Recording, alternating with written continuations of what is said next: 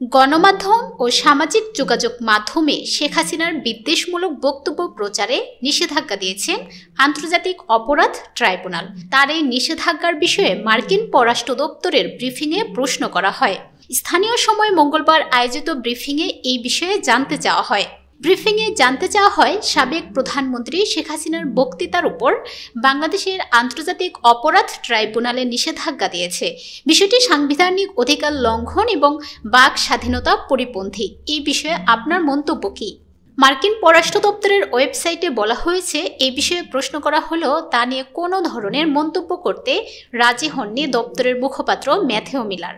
ব্রিফিংয়ে উল্লেখ করা হয়, সম্প্রতি ডক্টর ইউনূসের প্রভাবশালী উপদেষ্টা ও সাবেক প্রধানমন্ত্রী শেখ হাসিনার পতনের মাস্টার মাইন্ড মাহফুজ আলম পশ্চিমবঙ্গ, ত্রিপুরা এবং আসাম সহ ভারতের অংশবিশেষকে নিয়ে একটি বিতর্কিত সোশ্যাল মিডিয়া পোস্ট করেছেন।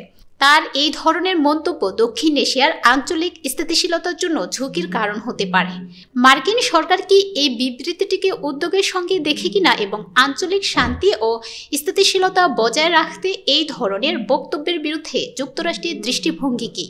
জবাবে পররাষ্ট্র দপ্তরের মুখপাত্র ম্যাথিউ মিলার বলেন, তার এমন মন্তব্যের বিষয়টি আমার জানা নেই। আপনি আমাকে যা পরে শোনালেন এর বাইরে এই বিষয়ে আমার জানা নেই। সাধারণ নিয়ম অনুসারে আমি এই বিষয়টি দেখিনি, তা নিয়ে আমি কোনো মন্তব্য করতে চাই না।